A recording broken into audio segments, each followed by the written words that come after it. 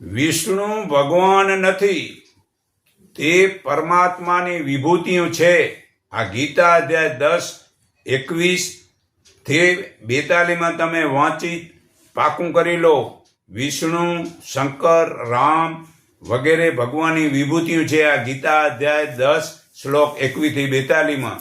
તે કલ્પિતના દર્શનથી અજ્ઞાન છૂટતું જ નથી કે મૂર્તિ પૂજવાથી જ્ઞાન લોકોને આવતું જ નથી. જો જ્ઞાન આવે જ નહીં તો મોક્ષ મળે કેમ તે થોડુંક વિચારો. છતાં હું હજી તમને પાકું થવા માટે ફરી ગીતા અધ્યાય 13 શ્લોક 31 વાંચી સંભળાવું છું. મનુષ્ય જ્યારે જુદા જુદા પ્રાણી પદાર્થોને એક પરમાત્મામાં રહેલા જુએ છે અને તે પરમાત્માથી જ સર્વનો વિસ્તાર થયેલો સમજે છે ત્યારે તે બ્રહ્મરૂપ થાય છે.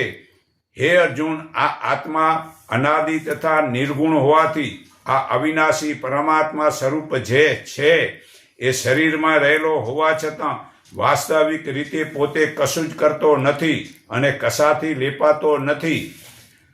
જેમ સર્વવ્યાપી રહેલું આકાશ સૂક્ષ્મપણાને લીધે લેપાતું નથી, તેમ બધા જ દેહમાં રહેલો આ આત્મા પરિપૂર્ણ છતાં પણ લેપાતો નથી. હે અર્જુન, જે પ્રમાણે એક જ સૂર્ય આ સર્વ જગતને પ્રકાશિત કરે છે, તેમ એક જ ક્ષેત્ર આત્મા સમસ્ત શરીરને પ્રકાશિત કરે છે.